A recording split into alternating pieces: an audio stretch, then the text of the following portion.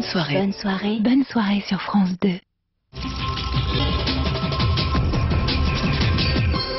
Bonsoir à tous, merci de votre attention. Voici les titres de l'actualité de ce mardi. L'Irak retient son souffle. Le procès de Saddam Hussein va s'ouvrir demain matin dans un ancien palais du régime transformé en tribunal. Les mesures de sécurité ont été renforcées. Le dictateur risque la peine de mort par pendaison.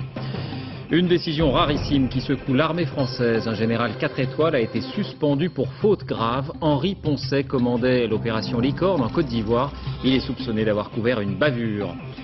5 000 € pour un bébé. Un trafic de nouveau-nés a été démantelé. Les nourrissons étaient achetés à des mères bulgares et vendus en France à des couples en mal d'enfants. 7 bébés ont été retrouvés et leurs parents arrêtés. Un deuxième exemplaire du géant des airs, l'Airbus A380 a réussi son vol d'essai à Toulouse. Airbus en passe de réussir son pari commercial. L'avion a déjà été vendu à 159 unités. Politique, revoilà Lionel Jospin. Il était resté silencieux depuis le référendum sur la Constitution européenne. À un mois du congrès du Parti socialiste, il apporte son soutien à François Hollande, mais donne aussi un coup de griffe à un parti qui, selon lui, n'est pas en état de marche. Enfin, l'ours peut-il vivre aux côtés de l'homme? En France, vous le savez, le débat est très vif, mais en Slovénie, on compte 600 spécimens et la cohabitation est harmonieuse. C'est le dossier de cette édition. L'Irak s'apprête donc à tourner une page de son histoire. C'est demain matin que le procès de Saddam Hussein va commencer. Dans un pays où les attentats sont quotidiens, les informations sont délivrées au compte-gouttes pour des raisons de sécurité. On sait que le dictateur fera face à 5 juges et que l'acte d'accusation sera, dans un premier temps, limité à un seul de ces crimes. Yasmina Farber. Ironie de l'histoire pour Saddam Hussein, c'est dans l'un de ses anciens palais que la salle d'audience a été construite. L'ex-président irakien et 7 autres responsables du régime seront jugés 23 ans après leur crime. Saddam Hussein est accusé d'avoir fait exécuter 143 villageois d'Ad-Doujaïl, un village chiite, en 1982. Une mesure de représailles après des tirs visant le convoi présidentiel. Plusieurs dizaines de familles seront aussi jetées en prison. Plus de 250 personnes ont été exécutées. Des enfants sont nés en prison et y sont morts alors qu'ils n'avaient que 8 ans. C'est le TSI, le tribunal spécial irakien, qui va juger Saddam Hussein. L'instance a été créée sous l'administration américaine. Les 5 magistrats et le procureur général sont irakiens. Des organisations internationales de défense des droits de l'homme dénoncent déjà un procès inéquitable piloté par le gouvernement américain. Saddam Hussein a un défenseur unique, l'Irakien Khalil Doulaimi, avocat peu expérimenté dans les affaires criminelles. À l'étranger, une équipe de 5 juristes s'est constituée pour le soutenir. Parmi eux, Roland Dumas, l'ancien ministre, justifie sa démarche. Tout homme a le droit d'être défendu, d'autre part il a le droit de s'expliquer. Ce procès doit servir d'exemple, il faut donc qu'il ne soit pas critiquable. La défense demandera le report du procès. Mais s'il a bien lieu, si Saddam Hussein est condamné, il risque la pendaison 30 jours après le verdict. Avec lui, les génocides et autres crimes contre l'humanité seraient alors enterrés par la justice. Les Irakiens ne verseront pas une larme pour l'ancien président, c'est ce qu'affirme le Premier ministre Ibrahim Jaafari. Qu'en est-il réellement? Reportage de nos envoyés spéciaux embarqués avec l'armée américaine à Bagdad, Martine Laroche-Joubert, Patrick Desmully, Olivier Lecointe et Sabine Albertelli. Les casernes irakiennes s'animent de plus en plus malgré les attentats qui les ciblent. L'objectif de ces soldats américains ici, entraîner et encadrer de loin les premières patrouilles autonomes de militaires irakiens. Ce n'est pas très important en réalité de savoir comment on travaille ensemble. Le but, c'est de leur passer le pouvoir rapidement pour qu'ils soient indépendants. Pas si facile en effet de communiquer. Direction le secteur d'Abu Ghraib, à l'ouest de Bagdad, sur la route qui mène à Fallujah. Invasion sunnite. Première mission, sécuriser la zone. Ce marché est un lieu de rendez-vous pour les insurgés, car on y vend des armes et des munitions. En cette période de Ramadan, il y a moins de monde que d'habitude. Une léthargie qui se reflète dans les réactions des Irakiens à la veille du procès de Saddam Hussein. comme s'ils avaient déjà effacé 30 ans de dictature. Je me fiche de Saddam, qu'il soit exécuté ou qu'il reste en vie. C'est le futur qui m'intéresse, vivre en paix. Saddam doit être puni comme le sont tous les criminels. Mais ce que je veux, moi, c'est la sécurité. Saddam, c'est le passé. Les Irakiens se préoccupent de leur avenir, trouver du travail, être libres. Je crois que ce sont seulement des ouvriers sur le toit, signale cet officier américain. Au-delà du procès de Saddam, c'est en effet l'insécurité qui obsède la plupart des Irakiens. Un suspect est contrôlé, on vérifie sur ses mains s'il a des traces d'explosifs. Négatif. Le procès de Saddam Hussein ne semble guère passionner les Irakiens. Ce qu'ils veulent, c'est prendre en main leur futur et se débarrasser un jour des Américains sans que cela dégénère ensuite en guerre civile. L'Europe se mobilise face à la grippe aviaire. Les représentants des 25 pays de l'Union se sont retrouvés aujourd'hui à Luxembourg. Ils se veulent rassurants, mais appellent aussi à la coopération internationale. La Grèce, de son côté, a pris des mesures pour isoler l'îlot où le virus a été détecté hier. Florence Mavic. Une dinde morte sur un petit îlot grec à quelques kilomètres des côtes turques. Depuis hier, les habitants d'Inoussi ont l'impression que le ciel leur est tombé sur la tête. Le virus tant redouté serait peut-être entré dans ce poulailler, un petit élevage familial d'une vingtaine de volailles. Sur le port, les propriétaires de la ferme partagent leur malheur avec voisins et journalistes. Nous sommes effrayés parce que tout ce que nous avions entendu sur la grippe aviaire est en train de nous arriver, à nous. Et sa femme d'ajouter que son mari et elle-même ne peuvent quitter leur maison pendant une semaine, le temps d'incubation du virus au cas où. Des hommes en bleu ont débarqué dans la ferme pour désinfecter les lieux. Des échantillons de l'oiseau contaminé vont être examinés pour déterminer s'il s'agit bien du virus H5N1 ou d'une forme moins virulente de la maladie. En attendant les résultats, les ministres des Affaires étrangères européens réunis à Luxembourg parlent d'envoyer des aides d'urgence aux pays pauvres les plus concernés, de renforcer l'embargo sur les volailles en provenance des pays touchés et de compléter les stocks antiviraux. En France, on se veut rassurant. Il n'y a pas dans l'immédiat de légitimité à recommander la claustration des animaux ou ni l'interdiction de la chasse par exemple. Mais les experts, eux, ont les yeux fixés sur les mouvements des oiseaux migrateurs vers l'Afrique. C'est là où le danger serait le plus fort. Si la maladie arrive sur le continent, il sera très difficile d'avoir une détection précoce. En Europe, l'une des principales réserves ornithologiques reste sous haute surveillance. Elle se trouve en Roumanie, dans le delta du Danube. De possibles nouveaux cas de grippe aviaire ont été signalés aujourd'hui. Alors, pas de panique, pas d'inquiétude particulière, mais les précautions sont prises. Depuis quelques jours en France, on observe de très près les oiseaux migrateurs, même s'ils ne viennent pas d'Asie. Et on effectue aussi des prélèvements. Près de Nantes, reportage Romuald Bonan, Michel Hiver. Le lac de Grandlieu, une réserve ornithologique de plus de 3000 hectares, c'est ici que chaque année séjournent plusieurs dizaines de milliers d'oiseaux migrateurs. Alors depuis 5 ans, grâce à des piégeages quotidiens, des scientifiques épaulés par les chasseurs mènent un suivi biologique. Des captures plus fréquentes aujourd'hui sur le site avec la menace de grippe aviaire. On est sur les grandes autoroutes à oiseaux qui descendent jusqu'en Afrique de l'Ouest.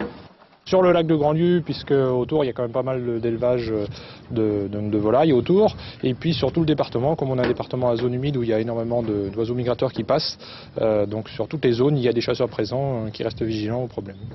Même si bien sûr aucun cas de grippe aviaire n'a été signalé ici, la zone demeure sensible.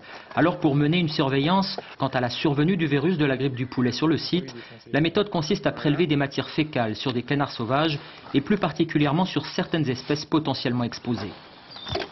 On sait qu'il se déplace d'un département à l'autre très facilement, donc potentiellement il peut véhiculer le virus un peu partout, une fois qu'il est arrivé sur son site d'hivernage. Et puis on sait qu'il provient de très loin, donc il peut venir de ces zones potentiellement infestées. Des échantillons immédiatement transférés dans ce laboratoire pour y être congelés à -80 degrés avant de rechercher le code génétique du virus H5N1. Ces analyses sont surtout faites pour rechercher à un moment donné, avoir une image de la contamination éventuelle de la faune sauvage par le virus de la grippe aviaire et surtout vérifier l'absence de l'introduction du virus au sein de la faune sauvage. Une surveillance complétée aujourd'hui par le signalement systématique de tout cadavre d'oiseaux sauvages trouvé sur la réserve. Un général 4 étoiles de l'armée française suspendu pour faute grave. C'est une décision très inhabituelle. Elle a été prise par la ministre de la Défense, Michèle Alliot-Marie. Le général s'appelle Henri Poncet. Il commandait l'opération Licorne en Côte d'Ivoire. Il est soupçonné d'avoir couvert une bavure, mais l'armée n'a pas donné beaucoup de précisions. Thierry Curtet, Frédéric Pasquette. Que s'est-il donc réellement passé ce 17 mai dans l'ouest de la Côte d'Ivoire? Et qu'a donc caché le général Poncet? La zone est sous sa responsabilité. Une section du 13e bataillon de chasseurs alpins tue un Ivoirien recherché pour 5 meurtres, 4 viols.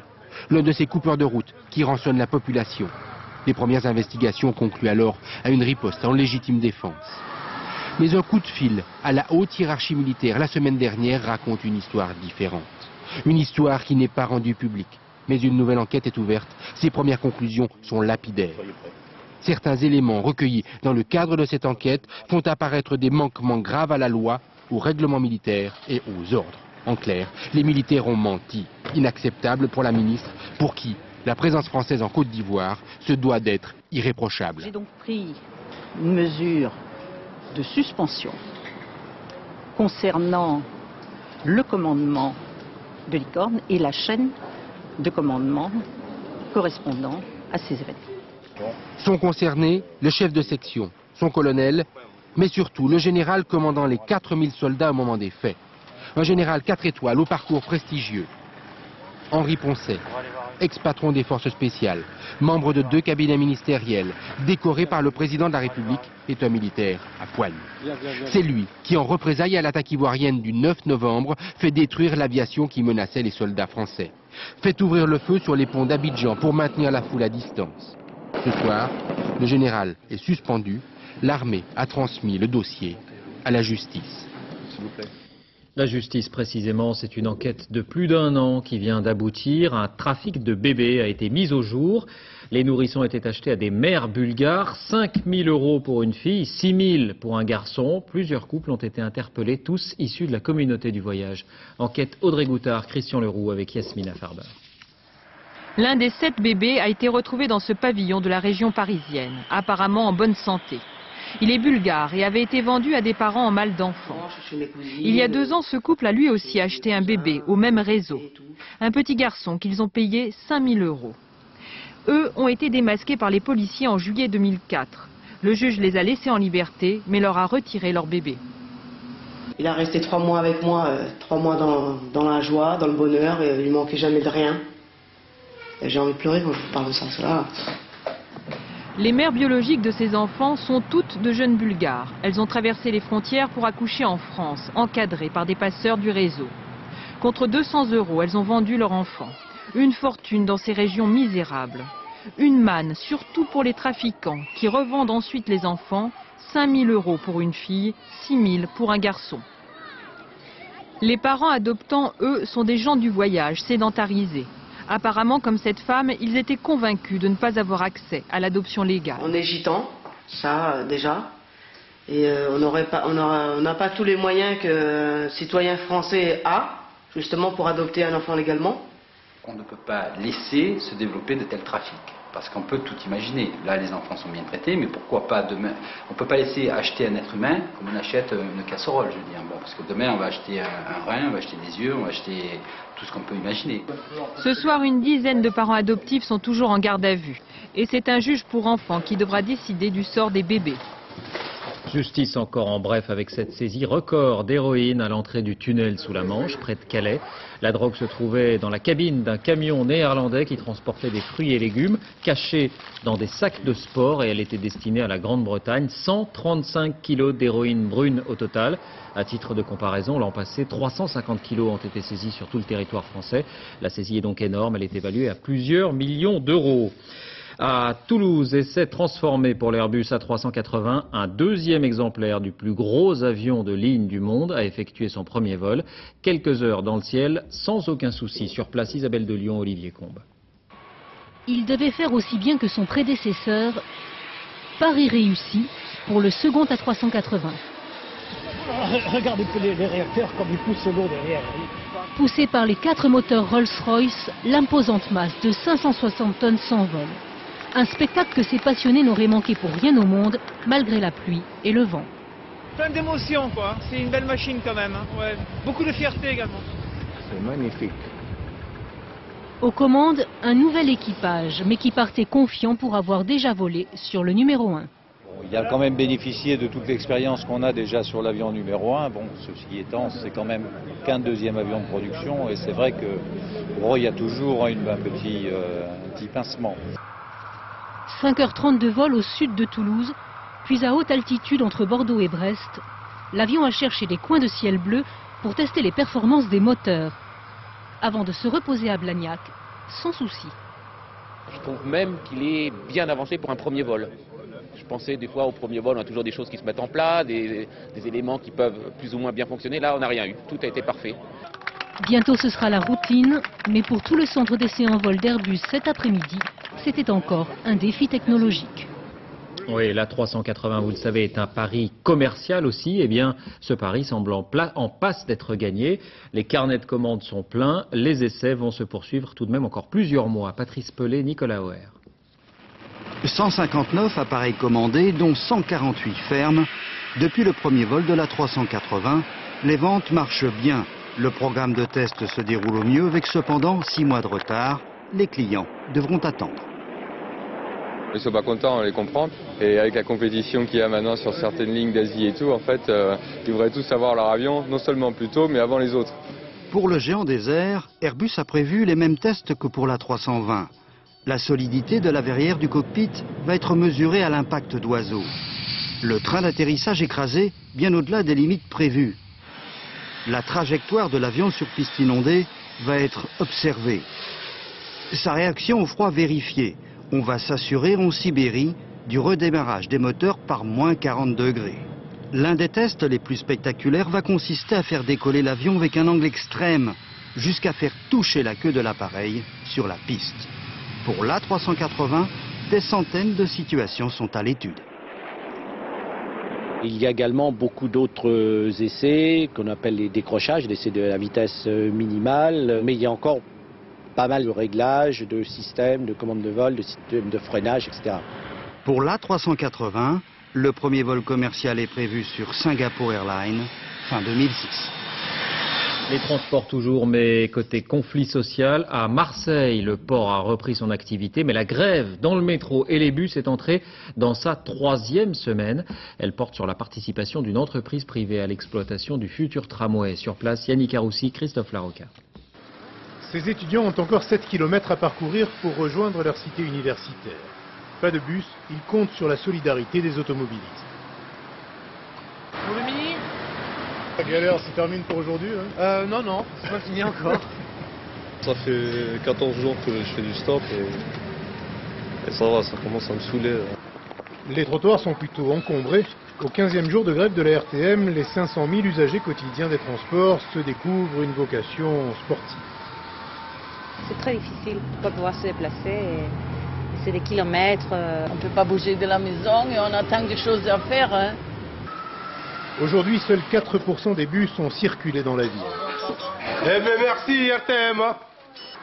Situation très inégale dans le métro, ligne 1 fermée, 2 tiers des rames en service sur la 2. On comprend les personnes qui sont à la base de ce mouvement. Là, ça commence un peu à se jouer, quoi. Les traminots protestent contre la procédure d'appel d'offres qui va désigner le gestionnaire du futur tramway. Le projet de la RTM prévoit la participation à 49% de la Connex, une société privée. On veut une entreprise, une et indivisible, bus, métro, tramway, et on aura une qualité de service à un coût identique. La grève a été reconduite et elle entrera demain dans son 16e jour. Et la communauté urbaine de Marseille envisage la mise en place d'un service garanti comme en région parisienne. Situation bloquée également à Nancy. La grève là aussi dure depuis 2 semaines. Elle porte sur les salaires et le dialogue social. Il n'y a qu'un tramway sur 4, un bus sur 2 et les négociations sont dans l'impasse. Dans l'Isère, le procès d'un maire et de son adjoint accusés de discrimination. Ils avaient utilisé leur droit de préemption pour empêcher un couple d'origine maghrébine d'acheter une maison. Droit de préemption levé quelques mois plus tard lorsque d'autres acheteurs se sont présentés avec un nom qui sonnait beaucoup plus français, celui-là. Sur place, Benoît Gadret, Philippe Fivet. La maison n'a rien d'un palace, mais en la découvrant, les époux Guézel ont eu un coup de cœur. En janvier 2000, ils signent un compromis de vente. Le notaire leur fait alors une étrange confidence. Il emploie les termes tout simplement de faciès en disant « Je ne vous cache pas, messieurs, dames, que votre faciès n'est pas toléré dans le coin. Je vous conseille, alors là c'était sous la forme du conseil de prudence, je vous conseille de prendre contact avec la mairie. » Des craintes justifiées, car un mois plus tard, la mairie exerce son droit de préemption. Bizarrement, de cette villa de lotissement, le maire veut faire une salle de réunion au profit d'une association qui n'a rien demandé. Écœurés, les époux Guézel renoncent. Mais 3 mois plus tard, ils découvrent que la maison a été vendue non à la commune, mais à cette femme, au profil semble-t-il plus acceptable.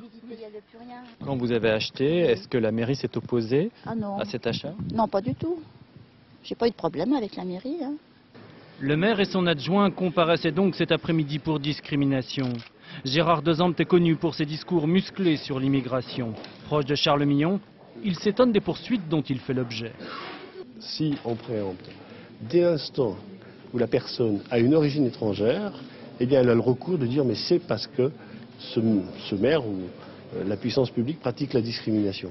Et manifestement, quand c'est M. Durand ou M. Dupont, ben lui, il n'a pas de recours. Le maire argue de l'arrivée, depuis, d'autres familles d'origine étrangère.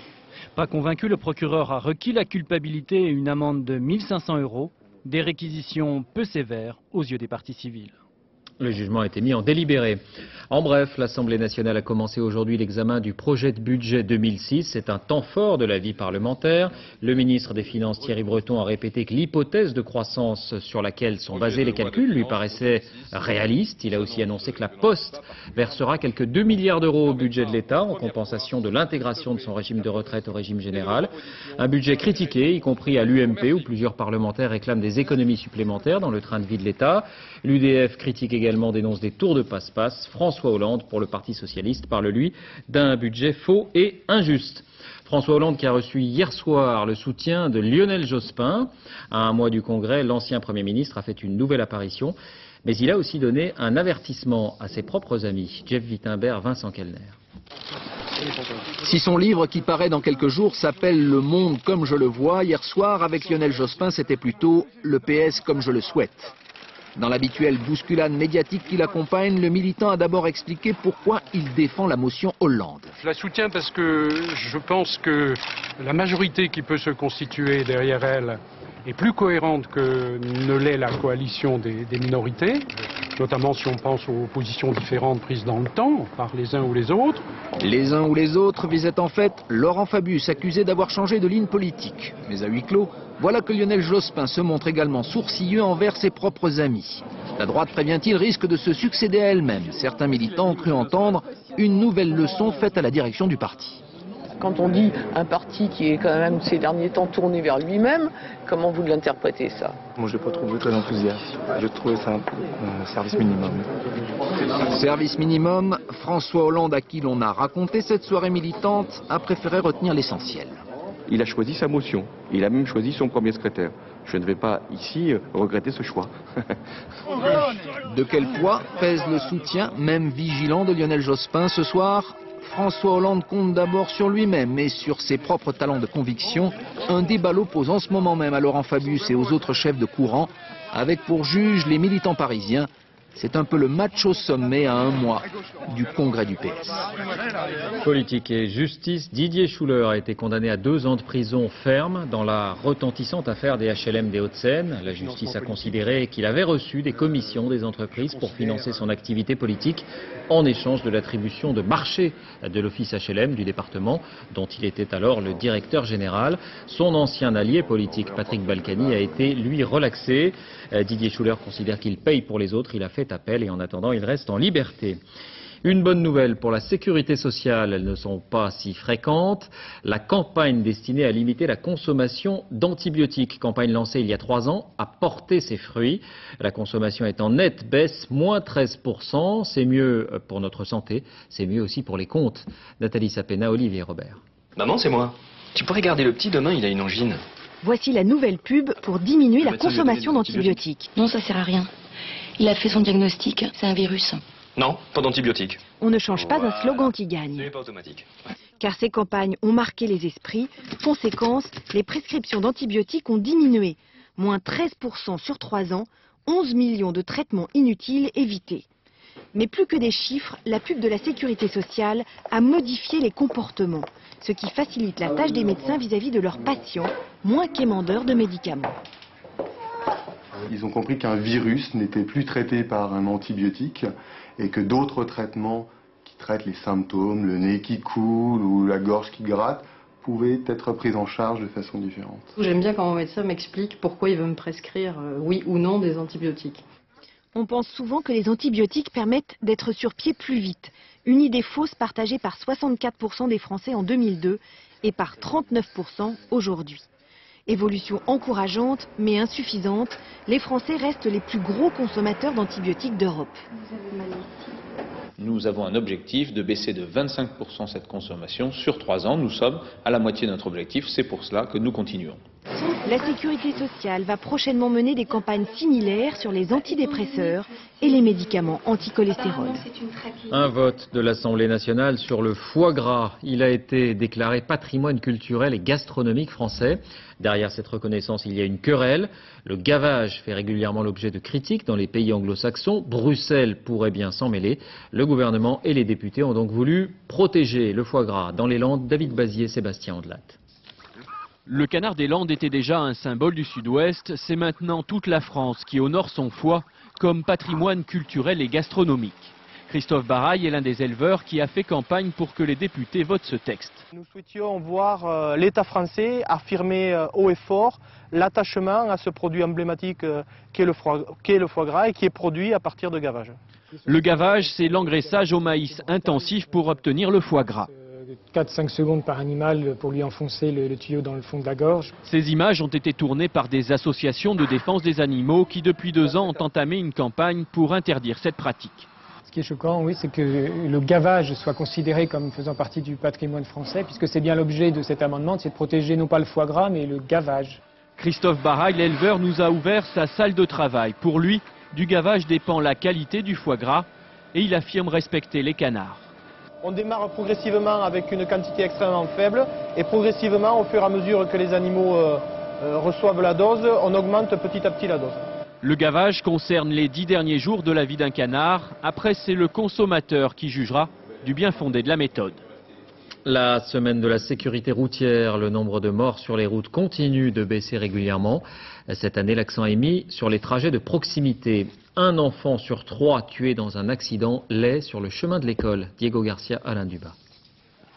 Partir à l'école avec toujours un peu d'avance. Une règle d'or dans cette famille, car un enfant pressé est un enfant en danger.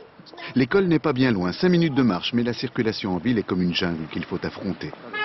Avant tout, bien respecter les passages protégés. Le rôle des parents est toujours décisif. Je leur donne des conseils, bien sûr, qu'il surtout faut attendre, regarder à droite et à gauche avant de traverser.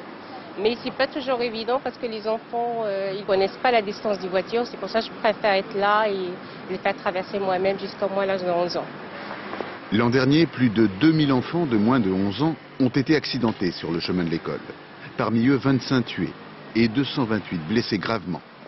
Pourtant, dans le discours, les parents et même les enfants sont conscients du danger de la circulation. Quand les voitures ne font pas attention, qu'il y a des piétons qui traversent, et parfois c'est très dangereux. Sortie de garage, traversée de la chaussée, les pièges sont nombreux. La petite taille d'un enfant n'arrange rien.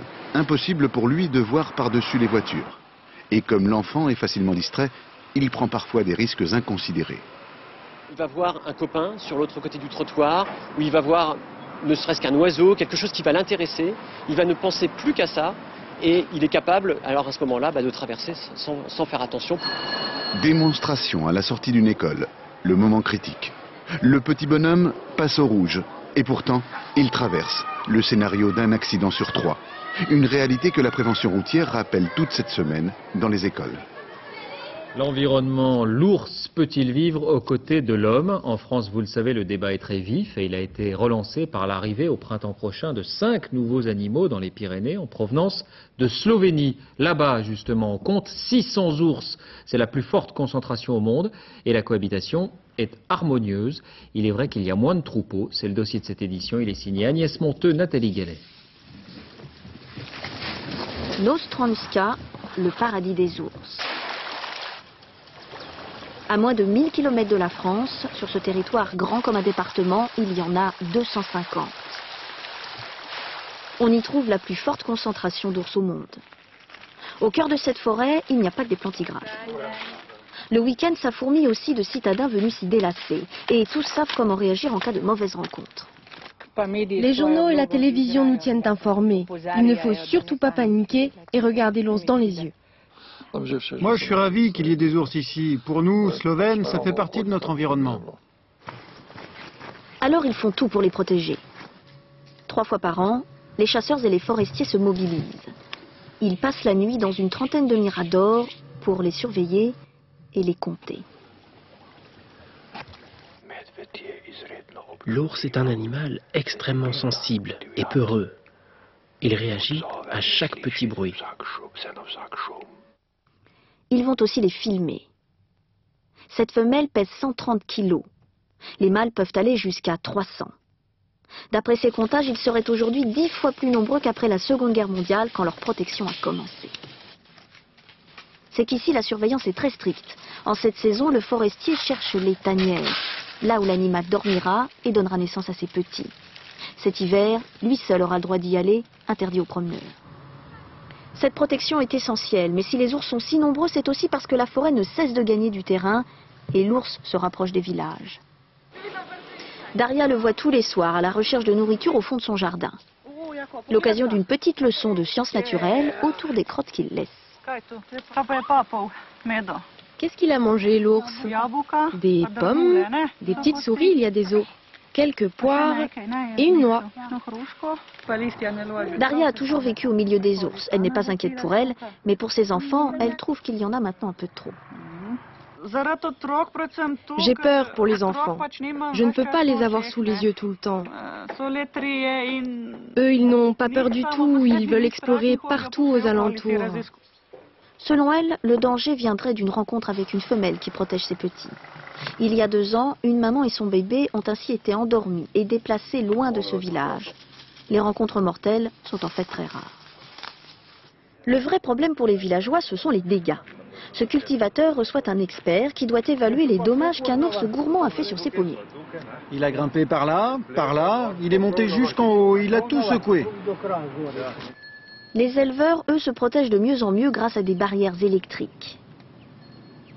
D'ici 6 mois, 5 de ces ours quitteront leur petit paradis pour repeupler les Pyrénées. Cinéma pour terminer avec la sortie cette semaine d'une comédie, Il était une fois dans l'Oued. Elle prend les clichés à contre-pied. C'est l'histoire d'un jeune blanc qui se rêve arabe et musulman et qui décide de partir clandestinement pour passer l'été au Bled. Une projection était organisée en avant-première à Marseille. Pascal Deschamps, Guillaume Viard. Musique traditionnelle et pâtisseries orientales, quelques saveurs de la culture arabe pour accueillir les spectateurs comme une invitation au voyage. Sacré voyage que celui de Johnny, petit blondinet né en banlieue qui se dit algérien et musulman. Ensuite tout le monde, ta mère a préparé une choucroute. Non mais ça va pas, je suis en muesli, moi je vais pas casser mon jeûne avec du porc. Je te jure, c'est français là, aucun respect. Des rires pour saluer le parcours inattendu d'un fils de Normand qui pour aller en Algérie se cachera dans les bagages d'une famille de sa cité qui va passer ses vacances au Bled. T'as pas de passeport, t'as pas de billet. Allez, dernier jour du ramadan, on se fait la bise. Il était une fois dans l'Oued, ou comment parler d'une manière originale de la double identité. Je veux que ce film fasse comprendre aux gens qu'en fait on est issu d'un pays qui n'est pas simplement circonscrit à la France, voilà, qui est bien plus grand que ça et que voilà, qu'il y a un pont qu'on ne voit pas mais qui existe. Et voilà, et nous on l'emprunte tous les jours. Ta mère, elle est normande, ton père, il est alsacien. Alors, à la rigueur, tu peux être un peu allemand, mais tu seras jamais arabe de ta vie. Jamais. Mais qu'est-ce que ça peut te faire? On est du pays, on se sent le mieux. Par petites touches, Jamel Ben Salah nous invite à la tolérance, préférant parler de ceux qui rapprochent plutôt que ceux qui divisent, y compris sur des terrains polémiques. Tu avais invité un juif? Pourquoi? Tu n'aimes pas les juifs? Je sais pas, j'en connais pas. Mais il y a plein de gens que je connais qui les aiment pas. Un ton et une démarche qui ont séduit le public. Mon père disait... C'est bien qu'ils aient sorti un film sur l'Algérie pour une fois, ça montre un peu les bonnes choses, et ça crée des relations quoi. Ça fait un certain nombre d'années qu'on n'a pas fait de film comme ça, un film frais qui raconte une histoire légère et qui a beaucoup de sens en même temps. Il faut qu'ils continuent à faire des films comme ça qui nous fassent rire. On n'a plus envie de pleurer, on n'a plus envie de regarder la misère du monde. Avec Johnny Bachir et son histoire naît ainsi une autre image de l'immigration maghrébine, un enrichissement, une fierté à partager. Voilà, sortie demain, fin de ce journal. Merci de l'avoir suivi. Tout de suite la météo, Patrice Drevet. 20h50, un film, Le cœur des hommes, avec Gérard Darmon et Jean-Pierre Daroussin. Minuit et demi, dernier journal, Jean-Claude Renaud. Dès 6h30 Télématin, dans les 4 vérités, Françoise Laborde recevra Martine Aubry. On se quitte sur ces images de l'hommage rendu à un grand de la photo. On l'a souvent comparé à Doisneau. Willy Ronis, 95 ans. Ces clichés montrent Paris sous tous les angles et une exposition lui est consacrée. Elle était inaugurée aujourd'hui en sa présence. Yann Arthus Bertrand, entre autres, était là pour cet hommage. Et tout le monde a posé à ses côtés sur le parvis de l'Hôtel de Ville. À demain.